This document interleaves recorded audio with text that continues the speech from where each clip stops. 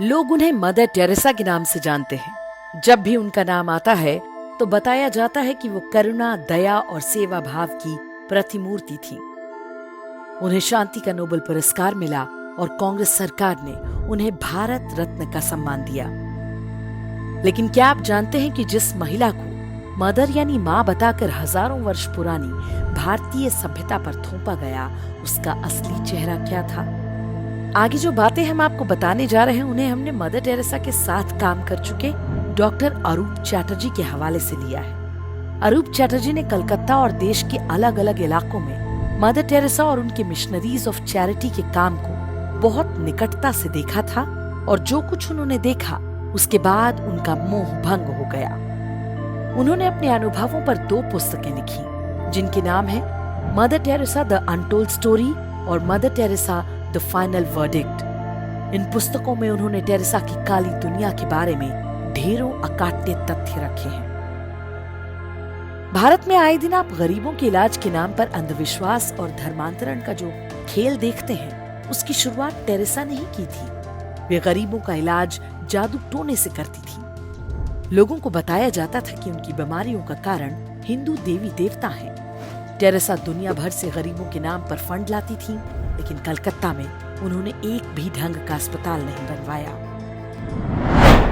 Teresa की संस्था missionary of charity के सेंटर्स में गरीबों पर नई दवाइयों के परीक्षण कराए जाते थे, यानी मजबूर लोगों को गिनी पिग बनाया जाता था। कई बार उन लोगों की मौत हो जाया करती थी। टेरेसा कहती थीं कि जीसस ने उन्हें अपने पास बुला लिया। लेकिन वर्ष 1991 में मदर टेरेसा खुद बीमार हुई तो अमेरिका के कैलिफोर्निया के अस्पताल में जाकर इलाज करवाया। टेरेसा के सेंटर जीवन से अधिक मृत्यु की जगह बन गए थे। वहां लाए जाने वालों को मरने के लिए छोड़ दिया जाता था।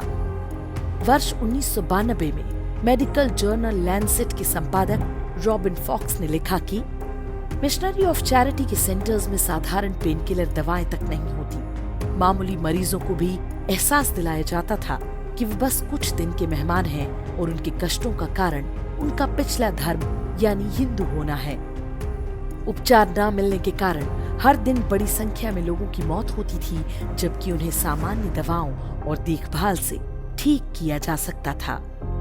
मिशनरी ऑफ चैरिटी के सेंटर्स में उन्हीं गरीबों को खाना दिया जाता था जो ईसाई बनना स्वीकार करते थे। डॉक्टर अरूप चैटर्जी ने बताया कि कोलकाता सेंटर में मात्र 300 लोगों के लिए खाना बनता था, लेकिन टेरेसा प्रचार करती थी कि वे हर दिन हजारों लोगों का पेट भर रही हैं। टेरेसा जिन गरीबों के बच्चों को अपने सेंटर्स में लेती थी, उनके माँ बाप से एक फॉर्म भरवाया जाता था कि अब उनका अपने बच्चे पर कोई दावा नहीं होगा। कुछ को यूरोप भेज दिया जाता था, जिनका बाद में कोई रिकॉर्ड नहीं मिला।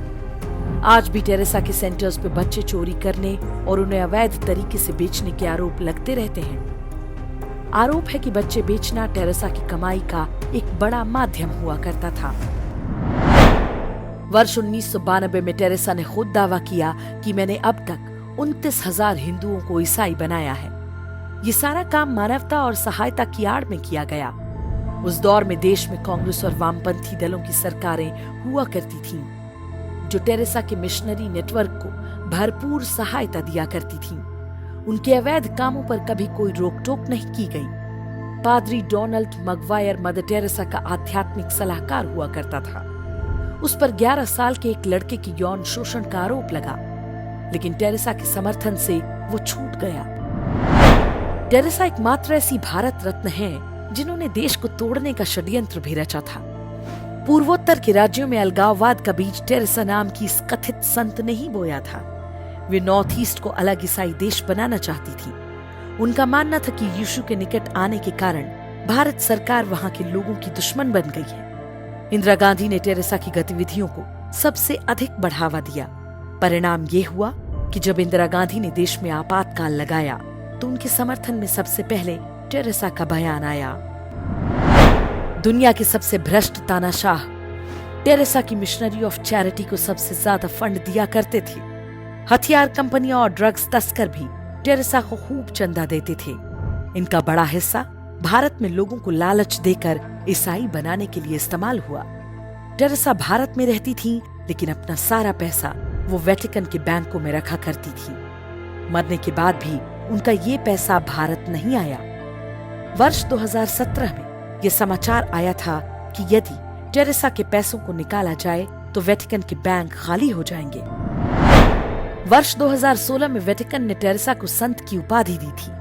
जिन 2 चमत्कारों के आधार पर उन्हें संत घोषित किया गया, वो दोनों फर्जी साबित हो चुके हैं। दावा किया गया था कि पेट में ट्यूमर से जूझ रही पश्चिम बंगाल की एक महिला मोनिका बेसरा ने एक दिन अपने लॉकेट में मदर टेरेसा की फोटो देखी। उसके बाद उसका ट्यूमर पूरी तरह ठीक हो गया। लेकिन जिन डॉक्टर्स ने मोनिका बेसरा का इलाज किया था, उनका कहना है कि टेरेसा की मृत्यु के कई साल बाद भी मोनिका दर्द सहती रही थी। इस दौरान वो लगातार दवाएं लेती रही। दूसरा दावा ब्राजील के एक व्यक्ति के बारे में किया गया था। बाद में वो भी फर्जी निकला। टेरेसा के अंधविश्वासों की कहानी यहीं खत्म नहीं होती। वे अपने हर प्रवचन में बताती थीं कि सूरज धरती के चक्कर लगाता है। एक बार इंटरव्यू में पूछा गया तो कहा, बाइबल में लिखा है इसलिए यही सही है। टेरेसा आधुनिक विज्ञान की बातों को मानने के बजाय बाइबल में लिखी मूर्खतापूर्ण और दकियानुसी बातों को ही मान्यता देती रही। यह विडंबना ही है कि साधु संतों और विदुषियों के देश भारत में एक ढोंगी को इतना मान सम्मान दिया गया, सिर्फ इसलिए क्योंकि वो ईसाई थी और उसके सिर पर विश्व के शक्तिशाली देशों का हाथ था।